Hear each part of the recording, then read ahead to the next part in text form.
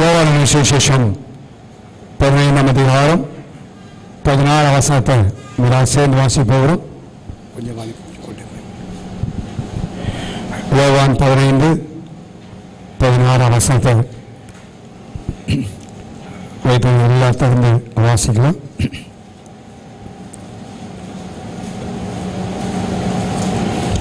வாசிக்கலாமா?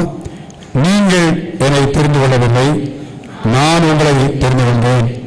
நீங்கள் என் நாமத்தினாலே பிதாவை கேட்டுக்கொள்வது எதுவோ அதை அவர் உங்களுக்கு கொடுக்கத்தக்கதாக நீங்கள் போய் கனி கொடுக்கும்படிக்கும் உங்கள் கனி நிலைத்திருக்கும்படிக்கும் நான் உங்களை ஏற்படுத்தினேன்.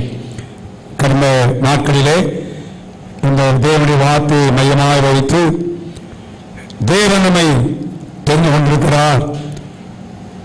ஒவ்வொரு நாளும் நாம் தேவனால் தெரிந்து கொள்ளப்பட்டவன் என்கிற உணர்வோடு நாம் வாழ வேண்டும் என்று நாம் தேவனுடைய வார்த்தையை தியானித்தோம். அது மாத்திரமல்ல, அந்த தெரிந்து கொள்வதற்கு நாம் பாத்திரமாய் நாம் நடந்து கொள்ள வேண்டும். உலக தோற்றத்துக்கு முன்னாலே தேவன் நம்மை தெரிந்து கொண்டார். நாம் அவரை தெரிந்து கொள்ளவில்லை, அவர்தான் நம்மை தெரிந்து கொண்டார். அவே அவருடைய விசேஷத்தை, அவருடைய பாக்கியத்தை எண்ணி நமக்கு பாத்திரமாய் நடந்து கொள்ள வேண்டும் என்பதை குறித்து பார்த்தோம். கடந்த வாரத்திலே நான் உங்களை தெரிந்து கொண்டேன் மாத்திரமல்ல, நான் உங்களை ஏற்படுத்தினேன் என்று ஆண்டவர் சொன்ன வார்த்தை வாசிக்கிறோம். நாம் தேவனால் ஏற்படுத்தப்பட்டவர்கள். இதற்காக நாம் கனி கொடுப்பதற்காக என்பதை குறித்து நாம் தியானித்தோம். கனி கொடுப்பது என்பது நம்முடைய வாழ்க்கையிலே சாய்ஸ் அல்ல. கொடுத்தால் கொடுக்கலாம், கொடுக்காவிட்டால் பரவாயில்லை என்று சொல்லுகிற நிலைமை அல்ல. ஒவ்வொருவரும் கட்டாயம் கனி கொடுக்க வேண்டும் என்பதை வேத வசனத்திலே நாம் பார்த்தோம். நம்முடைய வாழ்க்கையிலே நாம் கனிகளினாலே அறியப்படுகிறோம்.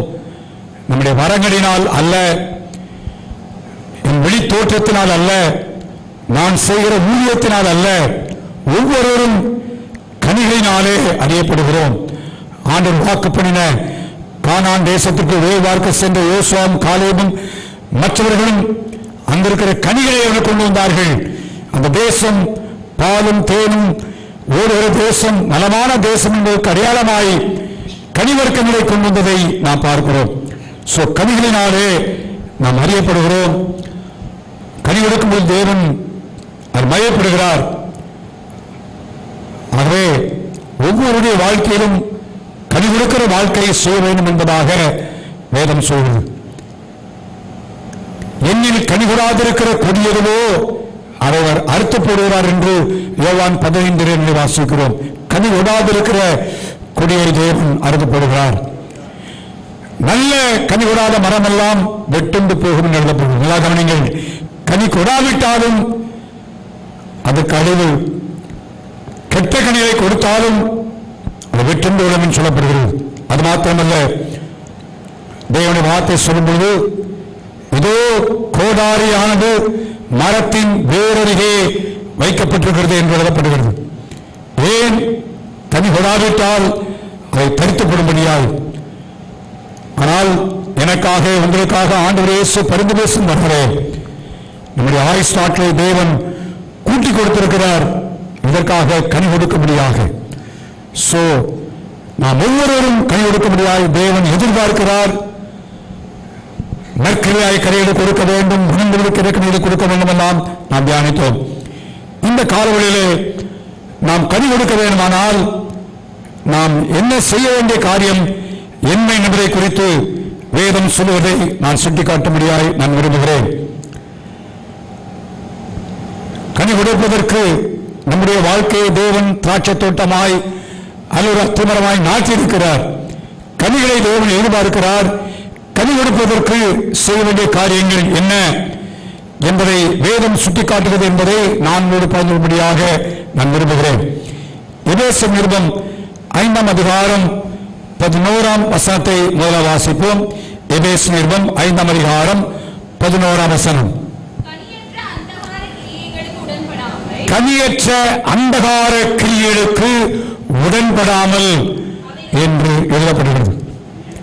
நாம் கனி கொடுக்க வேண்டுமானால் கனியற்ற அந்தகார கிரியைகளுக்கு என்ன செய்யக்கூடாது சொல்லப்படுகிறது? சத்தமா சொல்லுங்க. உடன்படக்கூடாது. கிரியை செய்வதல்ல, அந்த கிரியைகளுக்கு என்ன செய்யக்கூடாது? உடன்படவே கூடாது என்று எழுதப்படுகிறது. அந்தகாரத்தின் கிரியை, பாவத்தின் கிரியைகள், பாவமான கிரியைகள். ரோமன் நிருபம் 13ஆம் அதிகாரத்தில் வாசிக்கும் போது அங்கே சொல்லப்பட்ட வார்த்தை வாசிக்கிறோம். ரோமன் நிருபம் 13ஆம் அதிகாரத்தில் ஆவிக்குரிய வாழ்க்கையின் காரியத்தை குறித்து எழுதிக்கொண்டு வரும்பொழுது அந்தகாரத்தின் கிரிகளை நாம் தள்ளிவிட்டு என்று எழுதப்பட்ட வார்த்தை வாசிக்கிறோம். 12ஆம் வசனத்திலே இரவு சென்று போயிற்று, பகல் சமயமாயிற்று, ஆகையால் அந்தகாரத்தின் கிரியைகளை நாம் என்ன செய்ய வேண்டும்? தள்ளிவிட்டு என்று எழுதப்படுகிறது. அந்தகாரத்தின் கிரியைகள் சொல்லும்பொழுது சொல்ல பாவமான காரியங்கள், பாவமான காரியங்களை செய்யாதிருக்கிறதல்ல, அதற்கு உடன்படுகிற காரியங்கள், செயலோடு இணைந்து நிற்கிற காரியங்கள், அது கனியற்ற வாழ்க்கையாய் மாற்றிவிடும். அது ஆண்டு சொன்னாரு, கனியற்ற அந்தகார கிரியைகளுக்கு நீங்க என்ன செய்யாதீங்க? உடன்படாதீங்க. சில செய்யலான்னு சொல்லுவாங்க, ஆனா உடன்படுவார்கள். நிச்சயத்தில் சொல்ல அந்தகாரத்தின் கீழ்கள் பாவம் சுற்றி நெருங்கி நிற்கிறது. எபிரேயர் 12ஆம் அதிகாரம் 1 வசனத்தில் நம்மை சுற்றும் நெருங்கி நிற்கிற பாவத்தை நாம் தள்ளிவிட்டு என்று எழுதப்படுகிறது. பாவத்தை தள்ளிவிட்டு.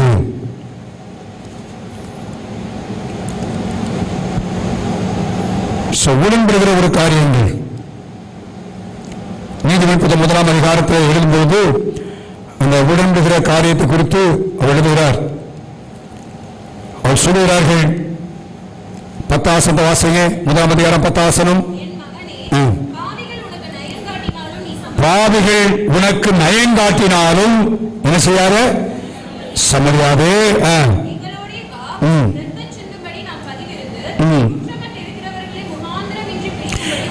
இன்று பலவிதமான காரியம் சொல்லுவார்கள். அவர் சொல்லிட்டு 14ஆம் வசனத்தை சுவாசிங்க பார்ப்போம். சொல்லுது 13ஆம் வசனம், விலையுயர்ந்த சகல பொருள்களை அடைந்துடுவோம், கொள்ளை பொருளால் நம்முடைய வீடுகளெல்லாம் நிரப்புவோம் அப்படி சொல்றார்கள். ஆனா 14ஆம் வசனத்தை வாசிக்கிறோம், எங்களோட பங்காளியாயிரு, நம்ம எல்லாருக்கும் என்ன செய்யும்? ஒரே பை இருக்கும் என்று அவர்கள் என்ன சொல்றாங்க. நாங்க செய்வோம், நீங்களோட கொஞ்சம் என்ன செஞ்சா போதும், உடன்பட்டா போதும், அதாவது ஒண்ணு என்று சொல்லி அந்தகாரத்தின் கிரியை செய்கிறவர்கள் சொன்னாலும் சொல்றாரு, நீ அவர்களோட வழி நடவாமல் உன் பாதை கணேசவாக இருக்குவாயாக. இன்னைக்கு சொல்லப்பட்ட காரியத்தை பார்க்கிறோம். பல நேரங்களில் தேவனுடைய பிள்ளைகள், நம்மோடு நெருங்கிய நண்பர்கள், உறவினர்கள், மற்றவர்கள் அவர்களோடு இணைந்திருக்கும் பொழுது அவர் செய்கிற அந்தகார கிரியத்திற்கு உடன்படுகிற ஒரு நிலைமை நம்முடைய வாழ்க்கையிலே உண்டாகத்தக்கதாய் காணப்படலாம். ஆண்டவர் சொல்கிறார், அந்தகார கிரியைகளுக்கு நினைச்ச வேண்டாம், உடன்பட வேண்டாம். யோசேப்பின் வாழ்க்கையிலே ஆதியாகம புத்தகம் 39ஆம் அதிகாரத்தில் வாசிக்கிறோம். அடிமையாய் கொண்டு போகப்பட்ட யோசேப்பு போத்திபாருடைய வீட்டிலே பொறுப்பெடுக்கிறான். போத்திபார் அவன் கையில் எல்லாவற்றையும் அவன் அருள் செய்கிறதை பார்க்கிறோம். அப்பொழுது அவன் பாவம் செய்ய முடியாத சூழ்நிலை அங்கே உருவாக்கப்படுவதை நாம் அறிந்திருக்கிறோம். அப்படி யோசேப்பு சொன்ன ஒரு காரியத்தை 9ஆம் வசனத்தில் வாசியுங்கள்.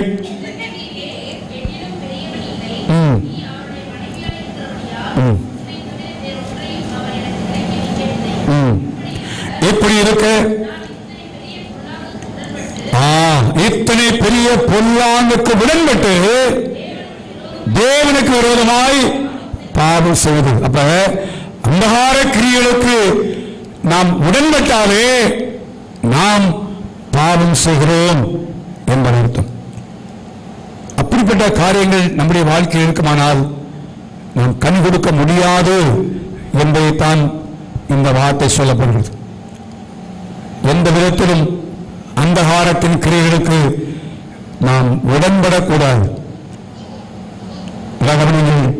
இடம் கொடுக்கக்கூடாது என்றல்ல, நம்முடைய வாழ்க்கையை செய்யக்கூடாது என்பதல்ல, அவரோடு சேர்ந்து சொல்லுவார்களா, எங்களோடு நீ பங்காளியாயிரு, நாங்கள் செய்கிறோம், எங்களோடு கூட நாங்கள் உனக்கு இதை அனுபவிக்கலாம் என்றெல்லாம் சொல்கிறார்கள்.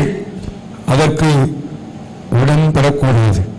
பாவிகள் நயம் காட்டினாலும் அதற்கு நாம் உடன்படாதபடி நம்மை பாதுகாத்துக் கொள்வோமானால் நாம் கனி கொடுக்கிற வாழ்க்கையை செய்வோம். கனி கொடுக்கிற வாழ்க்கையை நாம் செய்ய முடியும். யோசேப்பு குறித்து அவன் கனிதரும் திராட்சை கொடி என்று எழுதப்படுகிறது. அவன் பாவத்திற்கு செய்வதற்கு அவன் உடன்படவில்லை. இந்த காலவெளியிலே நம்முடைய வாழ்க்கை சற்று ஆராய்ந்து பார்ப்போம். பாவம் நெருங்கி சுற்றி நிற்கிறது. மற்ற சகோதரர்கள், நண்பர்கள், உறவினர்கள் அவர்களோடு சேர்ந்து செய்கிற காரியங்களிலே உடன்படுகிற ஒரு சோதனை நமக்கு உண்டாகலாம். ஆனால் அவர்களை கனியற்ற ஒரு ஜீவியத்திற்கு கொண்டு போய்விடும் என்பதை வேதவாசனம் சொல்கிறது. அவர்களே கனியற்ற அந்தகார கிரியைகளுக்கு நாம் உடன்படாமல் அவையில் என்ன செய்ய கடிந்து கொள்ளுங்கள் என்று எழுதப்படுகிறது. இரண்டாவதாக எல்லாம் நல்ல அறிந்த ஒரு பகுதி சங்கீதம். முதல் சங்கீதத்தில் நல்ல மனப்பாடமாய் நன்றாய் அறிந்திருக்கிற ஒரு பகுதியை வாசிக்கிறோம். வாசிக்கும் பொழுது அந்த வசனத்தில் வாசிக்கிறோம், துன்மார்க்கருடைய ஆலோசனைகள் நடவாமலும் பாவடைய வழியில் இல்லாமலும் பரியாசைக்காரரிடத்தில் அவர் முதல் செய்ய வேண்டிய காரியத்தை குறித்து எழுதப்படுகிறது. வசனங்களை நாம் எடுக்கும் பொழுது முன்னால என்ன சொல்லியிருக்கிறது சேர்த்து வாசிக்கிறோம். பைபிள் வாசித்தா மாத்திரம் போதாது. சில இரவு வாசிக்கிற ஆட்கள் உண்டு, மணிக்கணக்காய் பைபிள் வாசிகள் உண்டு, பைபிளை மனப்பாடமாய் சொல்வது உண்டு. பைபிள் நாலேஜ், பைபிளுடைய அறிவு அதிகமாக இருக்கலாம். ஆண்டவர் சொல்ற வார்த்தை என்ன வார்த்தை? துன்மார்க்குடைய ஆலோசனையில நடக்கக்கூடாது, பாவடைய வழியில நிற்காமல், பரியாசக்கார உட்காரும் இடத்துல உட்காராமல், கர்த்தருடைய வேதத்தில் பிரியமாயிருந்து அவன்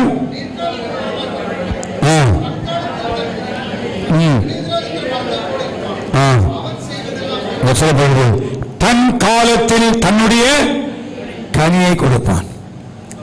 தன் காலத்தில் தன் கனி. ரொம்ப அருமையான ஒரு வார்த்தை. எந்தெந்த சீசனுக்கு எந்தெந்த கனி தரணுமோ அந்த கனியை நீங்க நினைச்சுங்க இருக்கிற பார்க்க. இப்ப தெரியும், நம்முடைய ஆண்டவருடைய சிஸ்டத்துல ஆண்டவர் ஒவ்வொரு காலத்திற்கும் கனியை தந்திருக்கிறார். ஒவ்வொரு காலமும் என்ன செய்தாங்க? கனி. கடந்த காலத்தில் கடந்த சில மாதமாக நவாப்பல் என்ன செய்தாங்க? நல்ல கருத்து. இப்ப தேடிங்கிறது அந்த சீசன். அது அதுக்கு முன்னால மாம்பழ சீசன். யோசிச்சு பாருங்க, ஒவ்வொரு சீசனுக்கும் ஒரு மாம்பழம் வைக்கிறாங்க சொல்றேன். அவர் மே மாதம் ஆரம்பி, அப்பா மாம்பழ சீசன் வந்துருச்சு, மாமரமே நீ மாங்காய் கூடு அப்படி சொல்லணுமா? சொல்ல வேண்டிய அவசியம் இல்லை. அறிந்தோ அறியாமலோ தெரியாது. டைம், அந்த காலத்தில் ஏற்ற நேரத்தில் தன்னுடைய காலத்தில் தன்னுடைய கனி. அதுதான் சொல்லப்படுகிறது. அது கொடுக்கணும்னு சொன்னா ஒரு குறுக்கு வழியிலே அல்ல. வேதம் சொல்கிறது, கர்த்தருடைய வேதத்தில் எப்படி இருக்க வேண்டுமா? சத்தமா சொல்லுங்க, பிரியமா இருந்து. ஆண்டுடைய வேதம் நம்ம வாழ்க்கையில் பிரியமா இருக்க வேண்டும். 119 சங்கீதத்தை எழுதின சங்கீதக்காரன் வீட்டில் வாசி பாருங்க.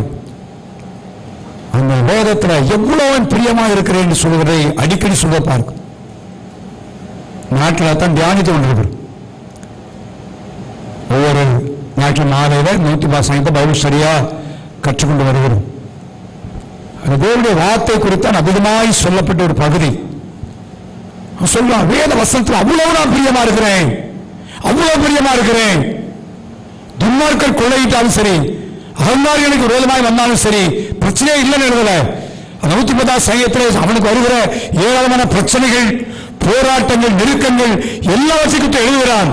ஆனாலும் உங்களுடைய கட்டளை விட்டு விட ஆண்டவரே, ஏன்னா அதன் மேல் இருக்கிற பிரியம் அவனுக்குள்ளே. இன்னைக்கு நம்முடைய வாழ்க்கையில ஆண்டவர் நமக்கு எழுதி கொடுக்கிற வேத வசனத்தின் மேல நாம் எவ்வளவு பிரியமுள்ளவர்களாக இருக்கிறோம் என்பதை நம்ம சற்று ஆராய்ந்து பார்க்க வேண்டும். ஒரு வசந்த வாசிங்க 127 வாசிங்க. அப்போ 119 127 வாசிங்க. அதனால்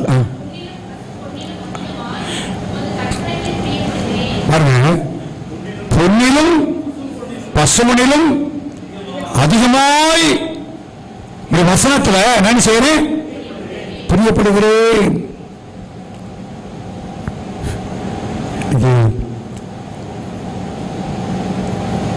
எத்தனையோ காரியம் புரிய வைக்கிறோம்.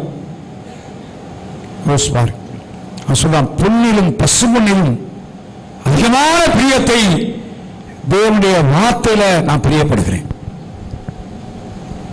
அப்ப நம்ம அவ்வளவு ஆண்டுடைய வார்த்தையை வேல்யூ பண்ணுவோம், மதிப்பிடுவோம். இந்த காலங்களில் நம்ம சற்று ஆராய்ந்து பார்ப்போம். இன்னைக்கு வேத புத்தகங்கள் எத்தனையோ பேர் கையில் இல்லை. அனைவருடைய கண்கள் வாசிக்க தெரியல, குள்ளாயிருச்சு, படிக்க தெரியல.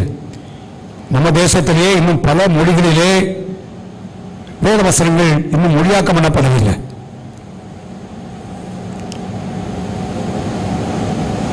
மொழியாக்கம் பண்ணப்படவில்லை. ஒரியாவில், ஒரிசாவிலே ஒரியா மொழியில இருக்கிறது. அங்க இருக்கிற ட்ரைபல் பாஷை ஏராளமான ஜனங்கள் இருக்கிறார்கள். அவங்க பாஷையில பைபிள் இல்லை.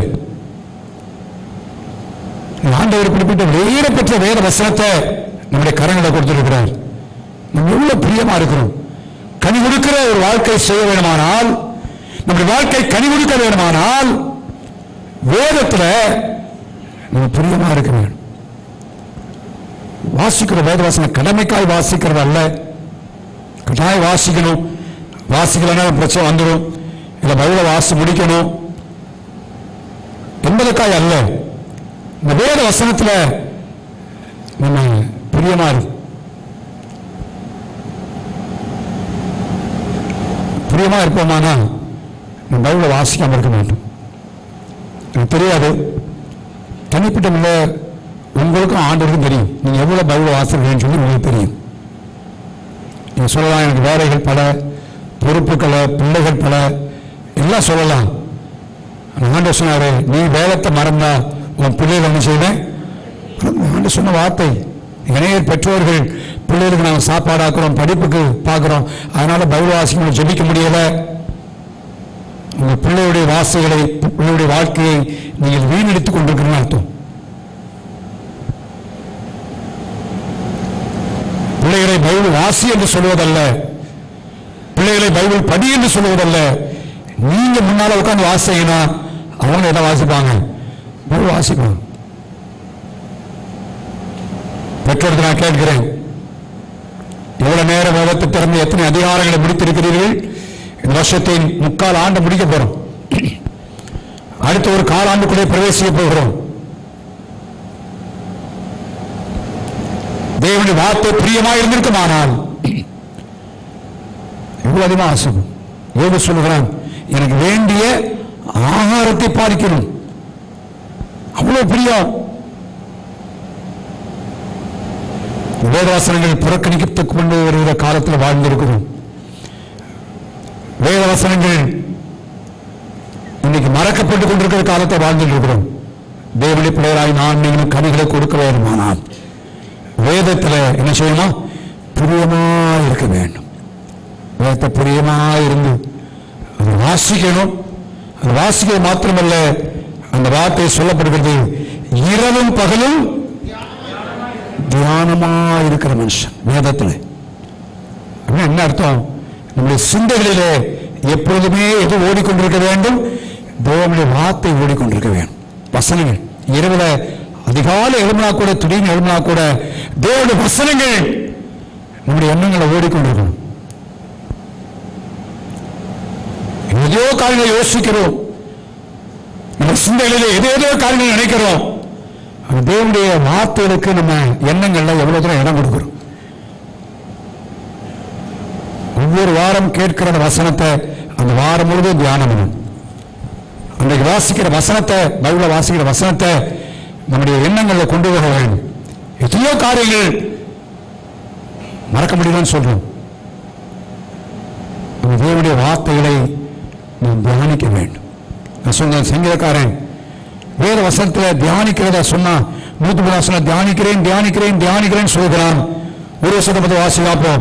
148 வசனம் வாசிங்க. 130 வாசகத்தில் 148 இந்த வசனங்களை தியானிக்கும்படி குறித்த ஜாமத்திற்கு முன்னே என் கண்கள் என்ன செய்யுமா? எதுக்காக? வசனத்தை தியானிப்பதற்காக. ஏன்?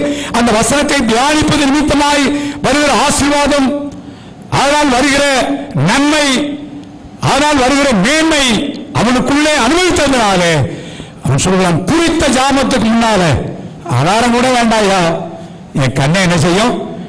விடுத்துக் கொள்ளும். யோசிச்சு பாருங்கப்பா, அவனுடைய அனுபவங்களான நம்முடைய வாழ்க்கையின் அனுபவமாய் மாற்றப்பட வேண்டும். தேவனுடைய வார்த்தையை நம்ம தியானிக்கிறோமா? யோசிச்சு பாருங்க. பிரசங்கப்படுகிற வார்த்தைகள், நீங்க வாசிக்கிற வசனங்களை கொஞ்சம் எண்ணங்களை வைத்து, நீங்க இந்த வாரம் அப்படி கேட்டோமே, கனி கொடுக்கணும்னு சொல்லி கேட்டாங்க, நம்ம கனி கொடுக்கிறோமா? என் வாழ்க்கையில, என் பேச்சில, வார்த்தையில நல்ல வார்த்தை வருதா? என் கனிகளை என் வாழ்க்கையை பார்க்கும்போது மற்றவர்கள் இயேசுவை பார்க்க முடியுமா? உண்மையா தேவனுடைய வார்த்தைக்கு இடம் கொடுத்திருப்பீங்கன்னா கடந்த வாரம் அதை யோசிச்சிருப்பீங்க, எண்ணிருப்பீங்க. உங்க வாழ்க்கையில சிந்தையிலே அதே எண்ணங்கள் திரும்ப திரும்ப உண்டாகி இருக்கும். அப்படி இல்லைன்னா ஒரு வாரம் பிரசங்கம் கேட்கிறோம், ஒரு பொழுதுக்காய் கேட்கறது போல, ஒரு ஆண்டவருக்கும் பிரயோஜனம் இல்லை, நமக்கும் பிரயோஜனம் இல்லை. தேவனுடைய வார்த்தையை தியானிக்க வேண்டும். சொல்றாங்க, குறித்த ஜாமனுக்கு முன்பாக என் கண்கள் விழித்துக் கொள்ளும். ஏன்? அதனால இருக்கிற ஆசையினால, ஒரு வாஞ்சையினால. அப்படி இருக்குமானா தன் காலத்தில் தன்னுடைய கனியை கொடுப்பான். ஹல்லேலூயா. யாரு சொல்ல வேண்டிய அவசியம் இல்லை. சண்டை வரும்போது கொஞ்சம் பொறுமையாரு சொல்ல வேண்டிய அவசியம் இல்லை. கொஞ்சம் தாழ்ந்துதோ சொல்ல வேண்டிய அவசியம் இல்லை. பெருமைப்படாத சொல்ல வேண்டிய அவசியம் இல்லை. ஆவிக்குரிய கண்கள் தானாக வெளிப்பட ஆரம்பிக்கும். தேவனுடைய வார்த்தைகளுடைய வாழ்க்கையிலே தியானிக்க தியானிக்க தியானிக்க தேவனுடைய வசனங்கள் நமக்குள்ளே உள்ளே புகுந்து அது மாம்சத்தில் மாம்சமாய் மாற கனி கொடுக்கும். அப்படி இல்லாம வேதத்தை எவ்வளவு படிச்சாலும் சரி, தலைகீழா முழுமையோடு ஒப்பிச்சாலும் சரி, ஒரு பிரயோஜனம் இல்லை.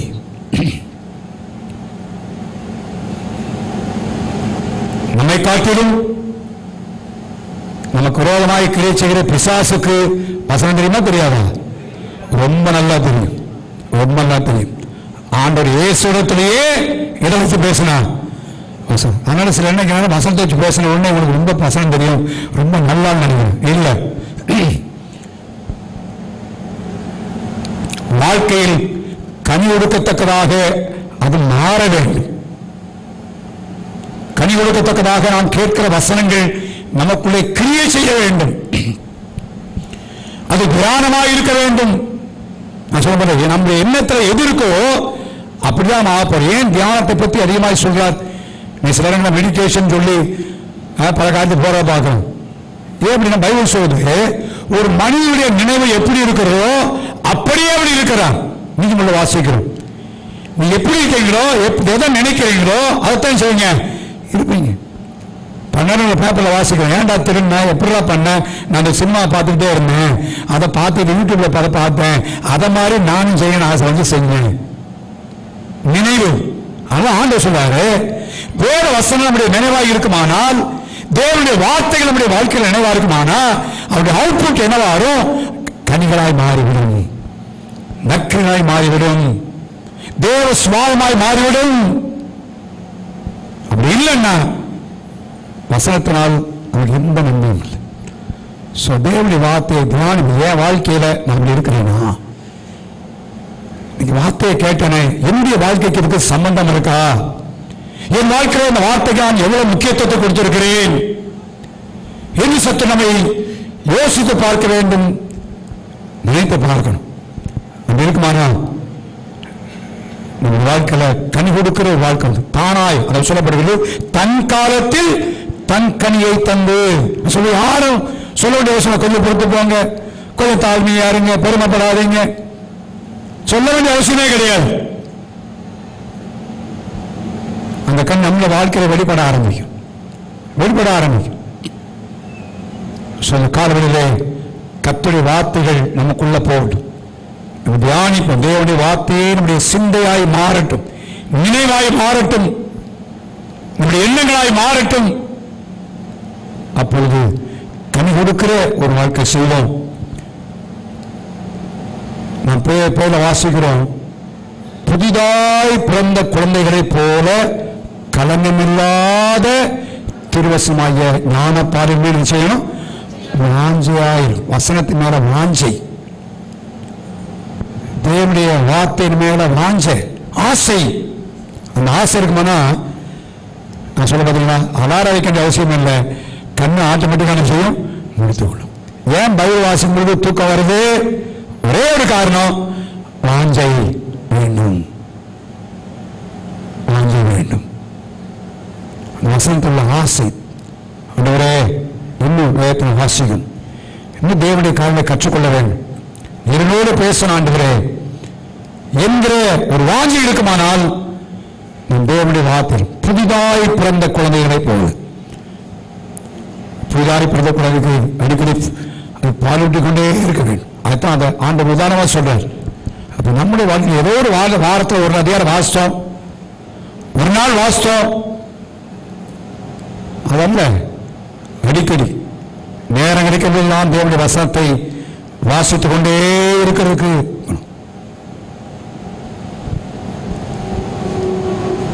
போகும்போது வரும்போது தேவனுடைய வார்த்தையை நம்ம வாசி கேட்கலாம். இன்னைக்கு நம்ம நல்ல வசதி, நம்முடைய செல்போன்ல பைபிளை இறங்கி வைக்கலாம், கேட்கலாம். வேலை செய்யும் பொழுது பாட்டு கேட்கறாங்க, பாட்டு கேட்கறாங்க, நல்லா ஏன் வசனம் கேட்கக்கூடாது? யோசிச்சு பாரு. நிறைய பாட்டு கேட்கற பார்த்துருக்கிறேன், ஆனால் வசனம் கேட்கிறவரை நான் பார்க்கல. வேலை செய்யும் பொழுது, சமையல் இருக்கும்போது செல்போன்ல வசனத்தை கேட்டுட்டு இருங்க, அது நம்ம எண்ணங்களை ஓடட்டும், நம்முடைய சிந்தைகளை சொல்லட்டும், கர்த்தருடைய வார்த்தை நமக்குள்ளே போகட்டும். இன்னைக்கு டெக்னாலஜியை நமக்கு வசதிக்கு ஏற்றபடி, நமக்கு ஆசீர்வாதத்தை நிறைவேற்றபடி அதை பயன்படுத்திக் கொள்வோம். தேவனுடைய வார்த்தை. அப்ப முதல் பகுதி இல்லைன்னா ரெண்டாவது பகுதி வராது. முதல் பகுதியில் துன்மார்க்குடைய ஆலோசனை நினைச்சக்கூடாது, கேட்கக்கூடாது, பாவுடைய வழியை நிற்கக்கூடாது, பரியாசைக்கார உட்கார எடுத்தவ, இதெல்லாம் செஞ்சுக்கிட்டு நான் பைபிளை படிக்கிறேன் அப்படின்னா நோ யூஸ் அட் ஆல், பயனில்லை. அதை வெறுத்து தேவனுடைய வார்த்தையை வாசிக்க வேண்டும். நான் கடந்த வாரத்தில் 110 சங்கீதத்திலிருந்து ஒரு சங்கீதத்தை சொன்னேன். அவன் ஒரு காரியத்தை வெறுத்து இன்னொரு காரியத்தை பற்றிக் கொள்கிறேன் சொன்னான். வீணான சிந்தைகளை வெறுத்து உங்களுடைய வேதத்தில் பிரியப்படுகிறேன். சொன்ன காரியம் ஒன்னு ஆப்போசிட், ஒன்னு பாசிட்டிவ். அப்ப நம்முடைய வாழ்க்கையில ஒன்றை வெறுக்கும் போது இன்னொன்னு என்ன செய்யணும்? பற்றுக்கொள்ளும். நான் உதாரணமா சொன்னேன், அந்த நாட்களில் விடிய விடிய சினிமா பார்ப்போம் பாஸ் பண்ணுவாங்க. அன்னைக்கு விடிய விடிய சினிமா பார்த்துங்க, இன்னைக்கு விடிய விடிய பைபிள் வாசிக்கிறீங்களா? இல்ல, அது போச்சு. அன்னைக்கு எப்படி இருந்தீங்களோ தவறான காரியம். அதனால ரோமன் எழுதுறாரு, அன்றைக்கு அநீதியை செய்யும்படி அவயவங்களை ஒப்பு கொடுத்திருந்தீர்கள், இப்ப அதே அவயவத்தை என்ன செய்யுங்க? நீதியை செய்யும்படி பரிசுத்தம் போடுங்க. நண்பர்களோடு மணிக்கணக்காக பேசணும், ஆனா மனதிற்கு கேட்ட கனி என்ன? இப்ப ஆண்டவரோடு நான் அதிகமா பேசுறேன். மாற வேண்டும். இந்த நாட்களில் நம்முடைய கரங்களில் ஆண்டவர் ஏற பெற்ற வேத வசனங்களை கையில் கொடுத்திருக்கிறார். புரியுது வாசிப்போம், தேவனுடைய வார்த்தையை தியானிப்போம். ஏன் ஆண்டவர் சொல்லியிருக்கிறாரு, எதற்காக அப்படின்ற காரியங்களெல்லாம் யோசிச்சு பார்ப்போம். இந்த யோவான் 12 வசனத்தை அதிகமாய் தியானிக்க இன்னும் இந்த பெரிய ஆசீர்வாதமான காரியங்கள் உள்ளே இருப்பதை நான் பார்க்கிறேன். அது ஒரு பகுதியை தான் அவளோட நாட்களில் நான் அவரோட பகிர்ந்து வருகிறேன். தேவனுடைய வார்த்தைக்கு முக்கியத்துவம் கொடுப்போம். வேத வார்த்தையும் இயேசுவும் பிரிக்க முடியாது. இயேசுவும் வார்த்தை பிரிக்க முடியாது. இயேசுவை நேசிக்கிறேன்னு சொன்னால் தேவனுடைய வார்த்தையை நாம் நேசிக்க வேண்டும். வாழ்க்கையில கர்த்தருடைய வார்த்தை எவ்வளவு இருக்கு. நான் சொன்னேன், உங்களுடைய வேலையை குறித்தோ, உங்களுடைய குடும்பத்தை குறித்தோ, உங்களுடைய தொழிலை குறித்தோ நீங்க சாக்கு சொல்லுவீங்கன்னு சொன்னா, பைபிள் வாசிக்க அதுதான் தடையா இருக்குன்னு சொன்னீங்கன்னா, அதை கர்த்தர் எடுத்துட்டாருன்னா நீங்க என்ன செய்வீங்க யோசிச்சு பாருங்க. ஒரு நாளும் தேவன் கொடுத்திருக்கிற காரியங்களை தடையாய் சொல்லக்கூடாது. நம்முடைய வேலையோ, தொழிலையோ, நம்முடைய பிள்ளைகளையோ, ஆவிக்குரிய காரியத்தின் வாழ்க்கைக்கு அது தடையாயிருக்குன்னு ஒரு நாள் சொல்லக்கூடாது.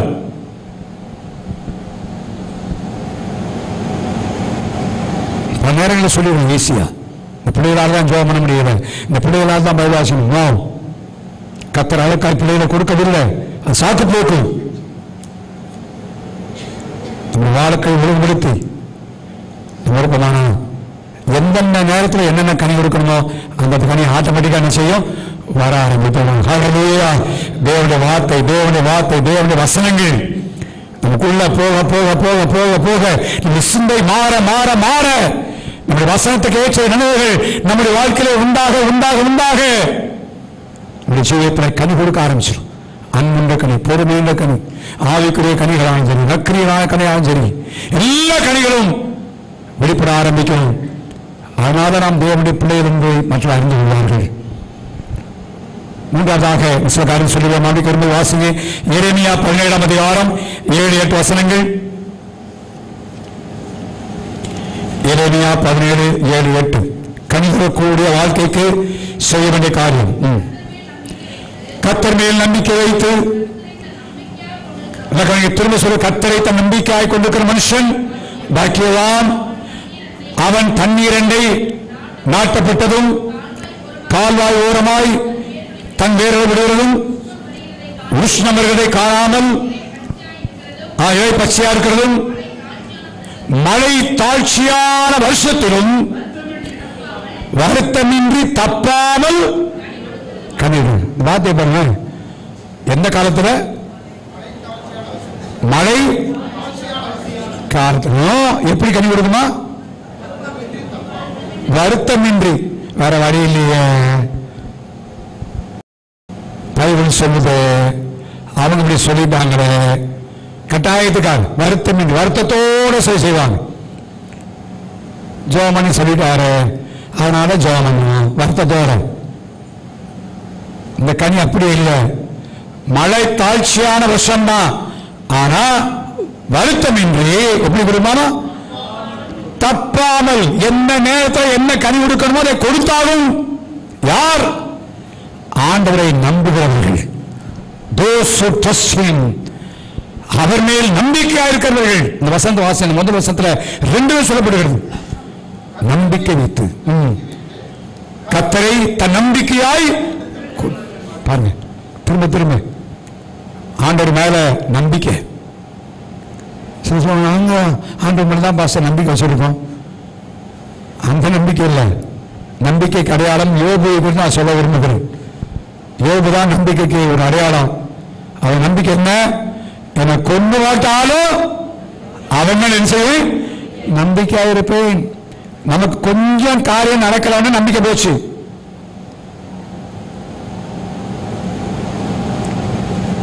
ஆதாமை குறித்து சொல்லப்படுகிறது, தன் சரீரம் செத்து போச்சு, சாராடைய கர்ப்பம் செத்து போச்சு, ஆனாலும் அதை குறித்து என்ன செய்யல? என்னல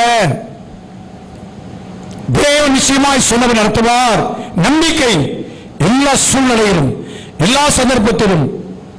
அடைக்கப்பட்ட வாசலா இருக்கலாம், இருளா இருக்கலாம், கைவிடப்பட்ட நன்மையா இருக்கலாம், ஆனாலும் நம்பிக்கை அவர் இல்லை. மீட்பர் உயிரோடு இருக்கிறார். சொல்ல மாட்டீங்களா? நம்பிக்கை. ஆண்டவர் என் வாழ்க்கையில் செய்ய நினைச்ச காரியம் எதுவும் தடைபடாது. நம்பிக்கை. சோதிக்கப்பட்ட பின் நான் பொன்னாய் விளங்குவேன். ஒன்றும் போயிடும் இல்லை, இந்த சோதனை அழிஞ்சுவேன் அப்படி இல்லை, பொன்னாய் விளங்குவேன். நம்பிக்கை தேவன் மேல.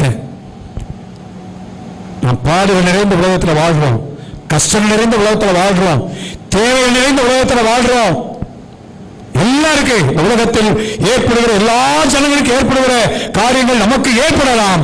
ஆனால் நமக்கு நம்பிக்கைக்குரிய ஒருத்தர் இருக்கிறாரு, அவர் ஆண்டவர் இயேசு. ஹல்லேலூயா, ஹல்லேலூயா. அவரை குறித்து நம்பிக்கையும் தேவன் என்று எழுதப்படுகிறது. வாசிக்கிறோம், எங்கள் பிதாக்கள் உம்மிடத்தில் நம்பிக்கை வைத்தார்கள், நம்பினவர்களை என்று எழுதப்படுகிறது. ஆண்டவர் நம்புவோனா கண்ணு கொடுக்கிற வாழ்க்கை உண்டாகும். ஆண்டவரே எல்லா காரியத்தையும் நம்ம நடத்துவாரப்பா. எனக்கு உறவமா பேசுறாங்களா, ஆண்டவர் பார்த்துக்கிடுவார். எனக்கு உறவமா என் அலுவலகம் நடக்குதா, கர்த்தர் பார்த்துக்கிடுவார். ஆண்டவரை நம்பி இருக்கிறேன், நான் வெட்கப்படேன். ஆண்டவர் நம்ம முழு இதயத்தோடு நாம் காண்கிற காரியங்கள் ஒருவேளை எதிர்மறையா இருக்கலாம், நம்முடைய காதுகளில் விழுகிற சத்தங்கள் எதிர்மறையா இருக்கலாம், அவிசுவாச வார்த்தையா இருக்கலாம். ஆண்டவர் சொல்லுகிற வார்த்தை தான், அதையே நம்பினார்கள். யோசுவாவும் காலேபும் மற்ற 10 தேவதானம் பார்த்த தேசம் ஒருதான். ராசல் இருந்தார்கள், ஏனாக்கில் இருந்தார்கள், உண்மைதான். ஆனா யோசுவா காலேபை நம்பினாங்க. ஆபிரகாமுக்கு ஆண்டவர் வாக்கு பண்ணின கானான் தேசம் அதை நிச்சயமா தருவார் என்று எண்ணினார்கள். ஹல்லேலூயா. அவங்க பார்க்கல, சூழ்நிலையை பார்க்கல, என்ன இருக்கதை செய்யற உண்மைதான். ஆனா அது இருந்தாலும் எல்லாவற்றுக்கும் மேல அவங்க தேவன் மேல நம்பிக்கை வைத்தார்கள். ஆபிரகாமுக்கு வாக்கு பண்ணாரப்பா, சந்ததிக்கு தருவன் வாக்கு பண்ணாரு, அப்ப நிச்சயம் மனுஷன் வராங்க தருவார். இந்த காலங்களிலே நம்பிக்கை அசைந்து போகிற காலங்களில் வாழ்கிறோம். நம்பிக்கை அற்று போகிற நம் நம்பிக்கையெல்லாம் அசைக்கப்பட நடந்திருக்கலாம். சொன்ன உதாரணத்துக்கு யோபுடைய தான் நம்பிக்கை இழக்கும்படியான செய்திகள் ஒன்றின் பின் ஒன்றாக யோபுக்கு வந்தது. கொள்ளுவதாலும் பரவாயில்லப்பா, அவர் மேலவே நம்பிக்கையா இருப்பேன். அந்நிய கண்கள் அல்ல, என் சொந்த கண்ணாலே அவர் என்ன செய்வேன் நான் பார்ப்பேன். யோசிச்சு பாருங்கள். சில பகுதியில் வாசிக்கும் பொழுது நம்மை அந்த இடத்துல வைத்து நம்ம வாசிக்கணும், நம்மளை அதுபோல நினைச்சு வாசிக்கணும். எளிதாய் வாசிவிடக்கூடாது. கர்த்தருடைய நம்பிக்கை வீண் போக விட்டாரா? இல்லையே, எவ்வளவு பெரிய ஆசீர்வாதமாய் மாற்றப்பட்டார். திருச்சபைகளுக்கு ஆசீர்வாதமாய் காணப்படும் புத்தகங்கள் ஆசீர்வாதமாய் காணப்படுவதை நம்ம அறிந்திருக்கிறோம். இந்த காலவெளியிலே கர்த்தருடைய நம்பிக்கை வைப்போம். சொல்லி ஒரு வாசிங்க, யோவான் 15 அதிகாரம் 2 வசனத்தை வாசிங்க. யோவான் 15:2.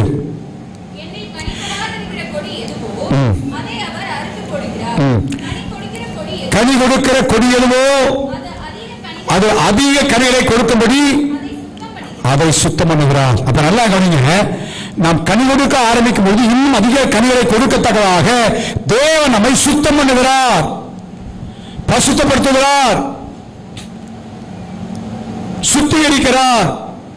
நம்முடைய ஆவிக்குரிய வாழ்க்கையில சுத்திகரிப்பு என்பது மிக மிக முக்கியம். பரிசுத்தமாகுதல் என்பது 2 பகுதி. ஒன்று, நான் உங்களை பரிசுத்தமாக்குற கர்த்தர் என்று அவர் சொல்லுகிறார். இரண்டாவது, அவர் பரிசுத்தராக இருக்கிறது போல நீங்களும் என்னவா இருக்க வேண்டும். 2 படி அவர் செய்ய வேண்டிய பகுதி இருக்கிறது, நாம் செய்ய வேண்டிய பகுதி இருக்கிறது. நம்மை சுத்திகரித்துக் கொள்ள வேண்டும். 2 முதல் வசனத்தில் ஆவியிலே ஆத்மாவிலே சர்வ உள்ளாங்க எல்லா சுசி நீங்க என்று எழுதப்படுகிறது. செத்த கிரியாகும் செத்த கிரிகளை நாம் சுத்திகரிக்கப்பட வேண்டும். செத்த கிரியைகள், நாம் பேருக்காய் செய்கிற காரியங்கள், கடமைக்காய் செய்கிற காரியங்கள், அதெல்லாம் செத்த கிரியைகள். நான் பைபிளை வாசிக்கிறது ஒரு கடமைக்காய் வாசித்தேனா that is dead work, செத்த கிரியை. மற்றவர்கள் நான் உதவி செய்கிறேன் ஏதோ கடமைக்காக, என் ஆண்டவரை அன்பினால் செய்யாம ஏதோ செய்கிறேன், அது dead works, செய்தும் பிரயோஜனமற்ற வார்த்தைகள். அவையெல்லாம் நம்முடைய வாழ்க்கையிலே சுத்திகரிக்கப்பட வேண்டும். ஈரமனமுள்ளவர்களுடைய கைகளை சுத்திகரி என்று யாக்கோபிலே வாசிக்கிறோம். எல்லாத்துக்கும் மேல 1 யோவான் 1 அதிகாரம் 3 வசனத்தில் வாசிக்கிறோம். 2 வசனத்தில் இப்பொழுதுதான் தேவனுடைய பிள்ளைகளாக இருக்கிறோம், இனி எவ்விதமாக இருப்போம் என்று வெளிப்படவில்லை, இன்னும் அவர் வெளிப்படும் பொழுது அவரை போலவே நாம் இருக்க போறதுனால அவர் மேலே இப்படிப்பட்ட நம்பிக்கை உள்ளவன் அவர் தன்னை சுத்திகரித்துக் கொண்டது போல தன்னைத்தானே செய்ய வேண்டும், சுத்தமடைய. சுத்திகரிப்புக்கு தேவன் சொல்லுகிற மிக முக்கியமான ஒரு காரியம் 1 யோவானின் சுவிசேஷம் 15:3 வாசிப்போம். நான் உங்களுக்கு சொன்ன உபதேசத்தினாலே நீங்கள் சுத்தமாக இருக்கிறீர்கள். நல்லா கவனிங்க, நான் பாவத்தில் வாழ்ந்து இயேசுவின் ரத்தத்தினாலே சுத்திகரிப்பு பெறுகிறோம். சுத்திகரிப்பு ஆண்டவர் இயேசுவின் ரத்தத்தினால் வருகிறது. இங்கே சொல்லுகிறார், நான் சொல்லிய உபதேசம், நான் சொல்லிய போதனை, நான் சொல்லுகிற டீச்சிங்ஸ், இதனால நீங்க சுத்தமாகிறீர்கள். அதுதான் வேத வசனங்கள் போதிக்கப்படுவது. சில போதனைகளை நாம் போதிக்கிறோம். ஏன்?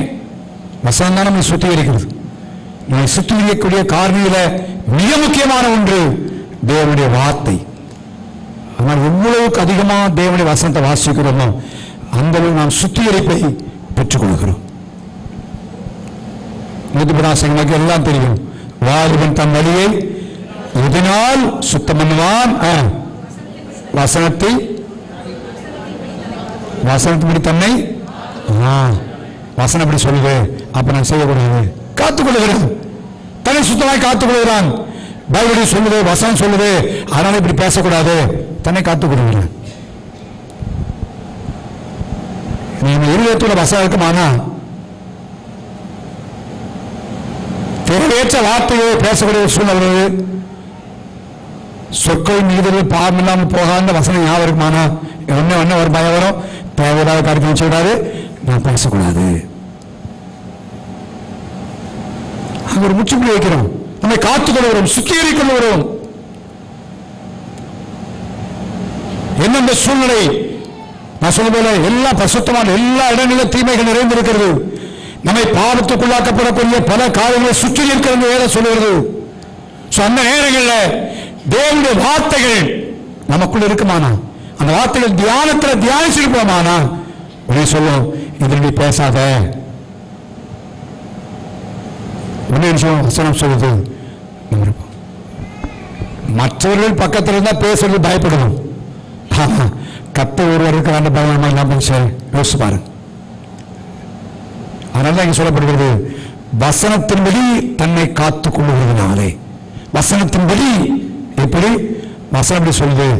அது சில என்ன சொல்றாங்கன்னா, வசனம்னா அப்படித்தான் சொல்லத்தான் செய்யும், அதெல்லாம் இருக்க முடியுமான்னு கேட்கிறாங்க. பைபிளை தூக்குறதே பிரயோஜனம் இல்லை. பைபிளை தூக்குறதே காரணம் வசனத்தின்படி நம்ம நடப்பதற்கு தான். உத்தம மார்க்கத்தால் 110 வாசிக்கிறோம், கர்த்தருடைய வேதத்தின்படி நடக்கிற உத்தம மார்க்கத்தால் வேதத்தை தூக்கிக் கொண்டிருக்கிறோம் எழுதப்படவில்லை. என்ன சொல்லலாம், பைபிள் சொல்லுவாங்க, பைபிள் வசனம் சொல்லும், அப்படிதான் நடக்க முடியுமா? பைபிளை கையில் வைத்திருப்பதே பயனில்லை. நடப்பதற்கு தான் வசனம் தெரிஞ்சு கொடுத்திருக்கிறார். ஒரு குறைகள் இருக்கலாம், 100 உடனடியாக ஜெயபெறாமல் இருக்கலாம். ஆனால் அந்த எழுதியை நோக்கி நாம் போய்கொண்டிருக்க வேண்டும். அந்த எழுதியை நாம் அடைய வேண்டும். நாளுக்கு நாள் முன்னேற்றமான பாதையை போக வேண்டும். அதிகார கணிகளை கொடுக்க முடியாது என்பதால் கடைசி வாசிங்க 92 சங்கீதம் 11 வசனம்.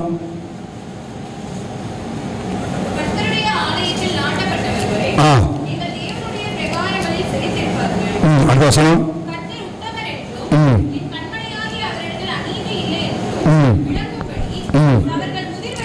அவர்கள் முதிர் வயதிலும் கனிதந்து புஷ்டியும், எப்ப கனிப்பட முதிர் வயதானாலும் பரவாயில்ல, ஓல்ட் ஏஜ் ஆனாலும் பரவாயில்ல, அன்னைக்கு அவன் நினைச்சவா கனி கொடுப்பார்கள். யார்? அவர்கள் தேவனுடைய ஆலயத்திலே நாட்டப்பட்டவர்கள். தேவனுடைய சமூகத்தில் சர்ச்சுக்கு வந்து போறான்னு சொல்லப்படாது, நாட்டப்பட வேண்டும், நம்முடைய வேர் ஊண்டப்பட்டிருக்க வேண்டும். தேவனுடைய ஐக்கியத்திலே நாம் நாட்டப்பட்டவராக இருக்கும் பொழுது அது முழுமையாக சரி அவர்கள் கனி வருவார்கள் என்று எழுதப்படுகிறதை வாசிக்கிறோம். இல்லை, ஒரு மனிதன் சொன்னவாறு ஆத்மவாசி இன்னைக்கு ரிட்டையர்ட் ஆன உடனே அவ்வளவுதான் எல்லாம் முடிஞ்சிச்சு.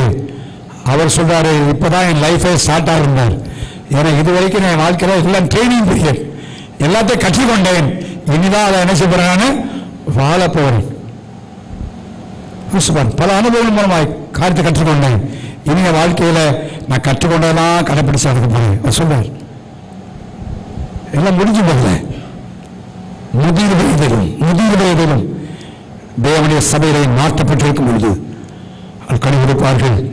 இன்னும் வார்த்தை ஆங்கிலத்தில் தமிழ்ல அது கனின்னு சொல்லப்படல. யோவான் சுவிசேஷம் 12ஆம் அதிகாரத்தில் அந்த ஒரு வார்த்தையை சொல்லி முடிக்க விரும்புகிறேன். யோவான் சுவிசேஷம் 12ஆம் அதிகாரம் 24ஆம் வசனத்தில் ஆண்டவர் இயேசு சொன்ன ஒரு வார்த்தை ஆங்கிலத்தில் fruitful என்பதனால அந்த கனி கொடுக்கிற காரியத்தை குறித்து நான் சொல்லி காட்ட முடியாது விரும்புகிறேன். நான் உங்களுக்கு சொல்லுகிறேன், கோதுமை மணியானது நிலத்திலிருந்து சாகாவிட்டால் தனித்திருக்கும், செத்தலே ஆகில் மிகுந்த பலன். அந்த பலன் என்பது fruitful, கனி கொடுக்கும், மிகுந்த கனிகளை கொடுக்கும் என்று எழுதப்படுகிறது. எப்பொழுது கோதுமை மணி நிலத்தில் என்ன செய்ய வேண்டும்? சாக வேண்டும். அது என்ன அர்த்தம்? நானும் நீங்களும் கனி கொடுக்க வேண்டுமானால் சுயத்திற்கு மரிக்க வேண்டும், சுயத்திற்கு மரிக்க வேண்டும். அதுதான் ஆண்டவர் ஒருவன் என்னை பின்பற்ற விரும்பினால் தன்னைத்தான் வெறுத்து தன் சிலுவையை எடுத்துக்கொண்டு ஆண்டவன் என்ன செய்யணும்? அது ஆண்டவர் சுயத்துக்கு மரிக்கிற காரியத்தை குறித்து எழுதுகிறார். சுயத்துக்கு மரித்தல், சொந்த எண்ணங்கள், சொந்த ஆசைகள், சொந்த விருப்பங்கள், இதற்கு நாம் மதிக்க வேண்டும். பவுல் சொல்லுகிறார், உன்னுடைய பயண நான் அனுதினமும் சாகிறேன் என்று சொல்லுகிறார். டெய்லி நான் சாகிறேன் சொல்றார். அப்ப விசுவாசிகள் ஒவ்வொரு நாளும் சுயத்துக்கு என்ன செய்ய வேண்டும்? சாக வேண்டும். சுயத்துக்கு சாகிறது என்றால் என்ன என்பதை குறித்து ஒரு பில் பிரிட்டன் என்று சொல்லுகிற பெரிய தேவனுடைய மனிதர், ஒரு பெரிய பரிசுத்தவான், பெரிய தீர்க்கதரிசி. அவர் ஆரம்பத்தில் சில புத்தகங்களை அந்த கரங்களை கிடைத்தது. அவருடைய வாழ்க்கைக்கு மிகுந்த அசுவாரமாய் அது காணப்பட்டது. பல காரியங்களை அவருடைய காரியத்தில் கற்றுக்கொண்டான். பில் பிரிட்டன் அவர் இந்த சுயத்துக்கு மரித்தல் என்கிற காரியத்தை குறித்து அவர் சொல்லும்போது 7 காரியங்களை அவர் சொல்லுகிறார். நான் அதை வாசிக்கிறேன், கவனமாக கவனிங்க. வேறொரு சுயத்துக்கு மரித்ததல்ல, எல்லா காரியத்தை ஒட்டுமொத்தமாக ஒரு 7 குறிப்புகளே அவர் கொண்டு வந்திருக்கிறார். அனுதின வாழ்க்கை, கிறிஸ்துவ வாழ்க்கை என்பது நடைமுறை வாழ்க்கை. அதுதான் சுயத்துக்கு மரித்தல் என்று அவர் 7 குறிப்புகளை அவர் எழுதியதாக தான் குறித்து வைத்திருக்கிறேன். எழுதி அதைத்தான் நான் சொல்ல முடியும். முதலாவதாக, நீங்கள் மற்றவர்களால் மறக்கப்படுகையிலும் புறக்கணிக்கப்படுகையிலும் வேண்டுமென்றே அவமதிக்கப்படுகையிலும் நீங்கள் மனவேதனைப்படாமலும் அதை ஒரு இழிவு என்று எண்ணாமலும் கிறிஸ்துவுக்காக பாடுவதற்கு ஒரு வாய்ப்பு கிடைத்ததே என்று எண்ணி உள்ளத்தில் மகிழ்ச்சியோடு இருக்க முடியுமானால் அதுவே சுயத்திற்கு மரித்தலாகும்.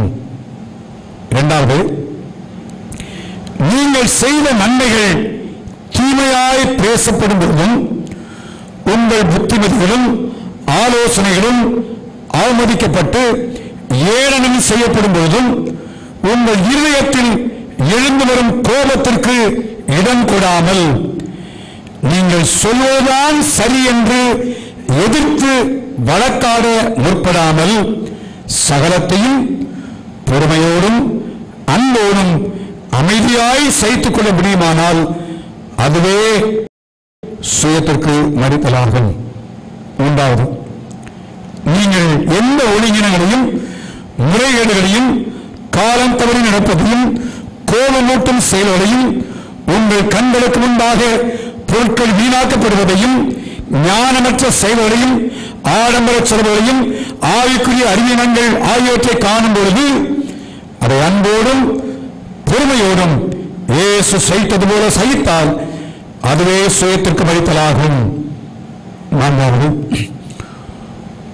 உங்களது உரையாடல்களில் உங்களை முக்கியப்படுத்த முயலாமலும் உங்கள் நற்கிரிகளை நீங்களே பெருமைப்படுத்தி கூறாமலும் பிறரால் புகழப்படுவதில் பிரியப்படாமலும் பிறரால் அறியப்படாமல் இருப்பதை உண்மையில் விரும்புவதானால் அதுவே சுயத்திற்கு மதித்தலாகும். ஐந்தாவது, எந்த உணவிலும் எவ்விதமான பரிசுகளிலும் எந்தவித உடையிலும் எப்படிப்பட்ட தட்பவெட்ட சூழ்நிலையிலும் தனிமையிலும் தேவ சித்தம் குறிக்கிடும் எந்த காரியத்திலும் போதும் என்ற மனதோடு இருப்பதானால் அதுவே சுயத்திற்கு மதிப்பதாகும். ஆறாவது, உங்களுடைய தேவை அதிகமாக இருக்கக்கூடிய நெருக்கடியான சூழ்நிலையில் உங்கள் சகோதரன் சகல தேவையில் சந்திக்கப்பட்டு அவன் வாழ்ந்திருக்க காணும் பொழுது எவ்வித பொறாமை உணர்ச்சியும் கொள்ளாமல் தேவனிடத்தில் கேள்வி கேட்காமல் அந்த சகோதரனோடு சேர்ந்து ஆவிலே நேர்மையாக உண்மையாகவே சந்தோஷப்பட முடியுமானால் அதுவே சுயத்துக்கு மதிப்பதாகும். ஏழாவது, உங்களை விட எல்லா நிலைமையிலும் குறைந்தவர்களால் நீங்கள் திருத்தப்படும் பொழுது நீங்கள் உங்கள் உள்ளத்தில் கோபமோ எதிர்ப்போ எழாமல் உள்ளும் புறமும் ஒருங்கிணைந்து உங்களை தாழ்த்தி ஏற்றுக்கொள்ள முடியுமானால் அதுவே சுயத்திற்கு மதிப்பதாகும். சுயத்தை மதிக்கிற ஜீவியம் ஒரு கனி கொடுக்கிற வாழ்க்கைக்குள்ளாக நீங்கள் கொண்டு போகும். எல்லா தேவசமத்தில் ஒருங்கிணைப்போம். எல்லா தேவசமத்தில் ஒருங்கிணைந்து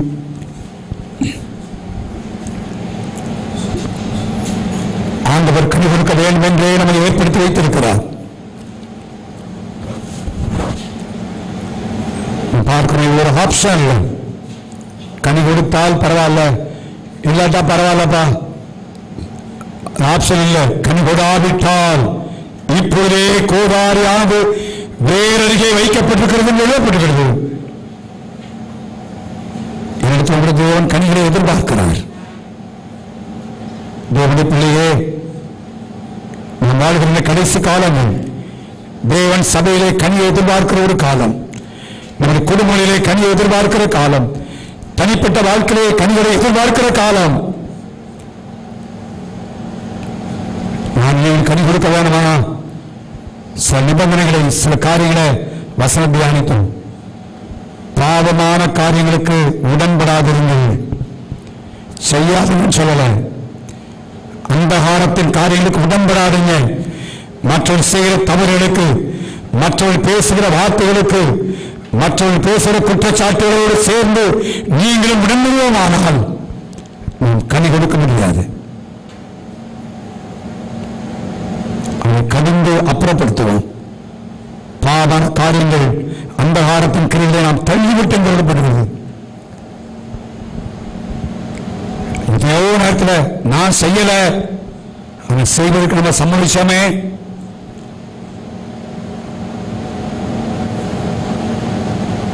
நான் அந்த கதையை கேட்கல, அவன் கேட்க முடியாது, உடன்பட்டோமே. அந்த காலத்தின் கிரிகளுக்கு நாம் உடன்பட்டு இருக்கிறோம். நீங்க முதலாம் வாசிக்கிறோம்.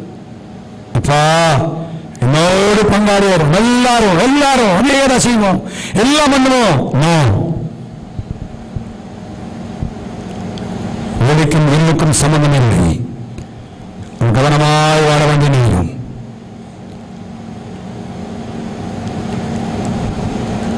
உடன்படவில்லை.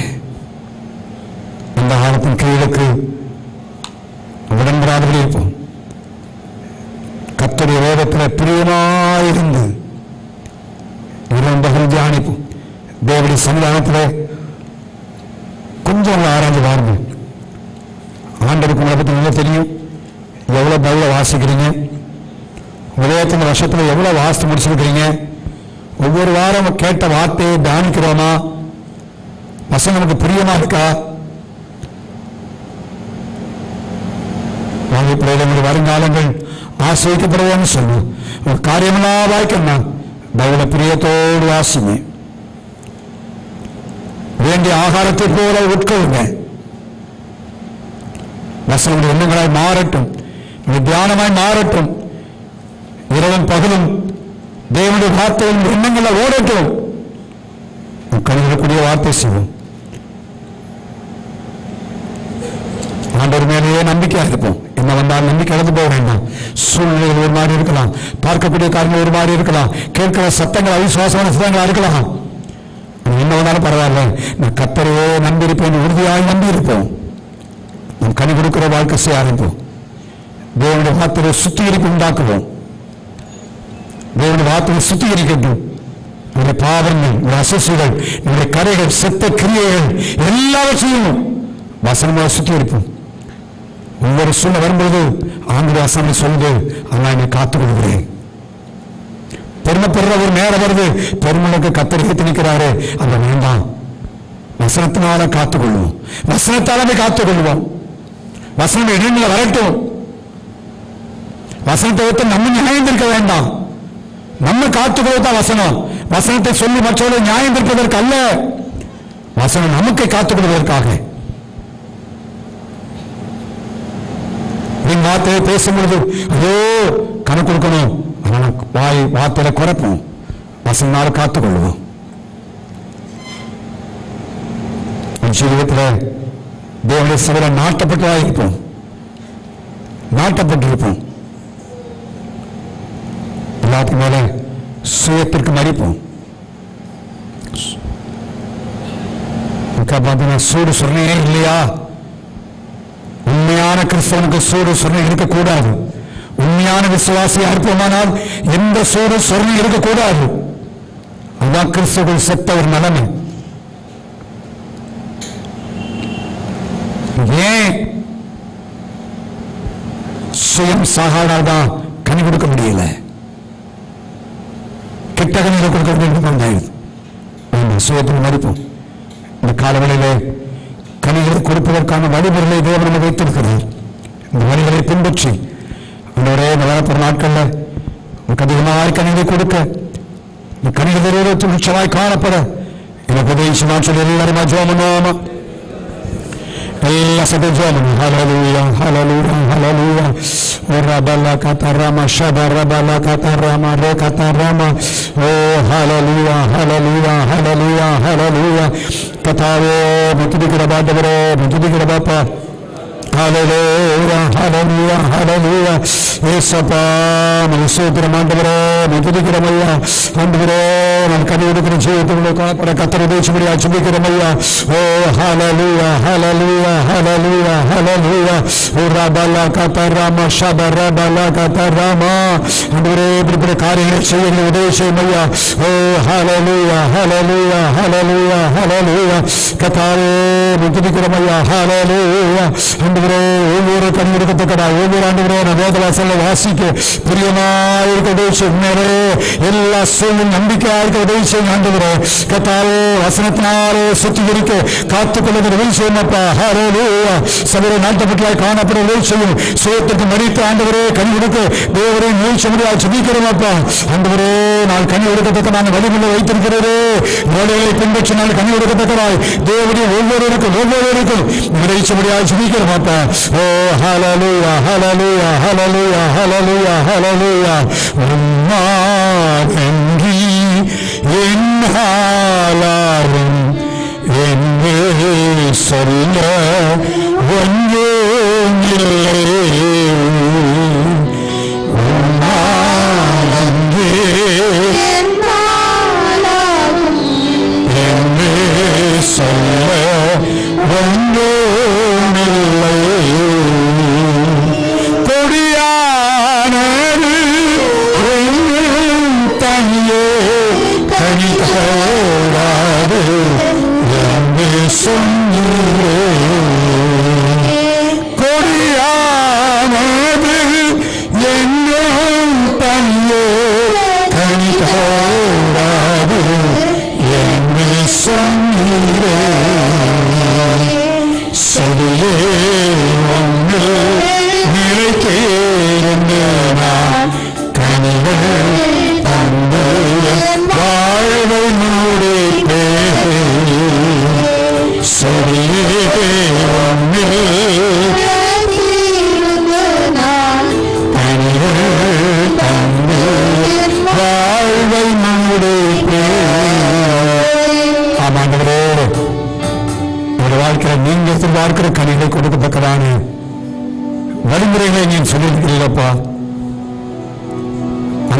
கிரியைகளுக்கு நான் உடன்படக்கூடாது ஆண்டவரே. எந்த விதத்திலும் பாவமான காரியங்களுக்கு உட்பட்டுக்கூடாதப்பா. அவர் கடின உடனே செய்யும். வேதத்தை வாசிக்கிறதல்ல, மனப்பாடம் செய்வதல்ல, வேதத்தை குறித்த அறிவு எங்களுக்குள்ள இருப்பதல்ல ஆண்டவரே. அந்த வேதத்தில் புதியமாயிருந்து அது தியானமாய் மாறி என் வாழ்க்கையில செயலாய் மாற்றப்படட்டும். அளவில்லா பிரியத்தை வேத வசனத்திலேயும் பாரும். சூழ்நிலை வித்தியாசமா இருக்கும் பொழுது, காண்புரைகள் மாறுபட்டா இருக்கும் பொழுது நம்பிக்கையை உண்மையில எடுத்து வாழ்வது எல்லா சூழ்நிலையிலும் உண்மையிலவே நம்பிக்கையா இருக்க கத்தரடியாளுக்கு நீ அனுகரிச்சபடியாக ஜெபிக்கிறோம். ஆண்டவரே, வேத வசனத்தினால சுத்திகரித்துக் கொண்டு வேதம் இப்படி சொல்லுகிறதை காத்துக்கொண்டு தேவனுடைய ஆலயத்திலே நாட்டப்பட்டவர்களாய் காணப்படுவதை செய்யும். எல்லாவற்றுக்கும் மேலாக சுயத்திற்கு நாங்கள் செத்தவர்களாய் உமக்கென்று கனிவாய் காணப்பட கொடுக்கிறோம்ப்பா. வருகிற நாட்கள்ல எங்களை பின்பற்றி வாழ்க்கை கனி கொடுக்க நிச்சயம். இந்த வாரம் நிச்சய வேலைகள், பிரயாணங்கள், படிப்புகள், தொழில் எல்லாத்துக்கும் தற்படும். 2000 வயசு எல்லாவற்றையும் பொறுப்படும். எல்லா தொழில் ஆற்றுடன் முன்னும் கனி தொடரட்டும். இயேசு நாமத்தில் பிதாவே. அப்படியே ஜெபம் அப்புறம் திபுக்கா மைக்கேல் சிஸ்டர் மறைந்துள்ளே ரத்தத்தில் மறைந்துள்ளே மறைந்துள்ளே ஏத்தேங்கு மண்ணை அணுகாது ஏத்தேங்கு மண்ணை அணுகாது தெங்கில்லை தெங்கில்லை தெங்கில்லை தெங்கில்லை தெங்கில்லை தெங்கில்லை தெங்கில்லை தெங்கில்லை தெங்கில்லை சாத்தான் தீமை செய்ய முடியாது ஏத்தேங்கு மண்ணை அணுகாது. கர்த்தராகிய இயேசு கிறிஸ்துவின் கிருபையும் பிதாவாகிய தேவனுடைய அன்பும் பரிசுத்த ஆவியானவருடைய பாவமும் பராமரிப்பும் நம் யாவரோடும் கூட இருப்பதாக.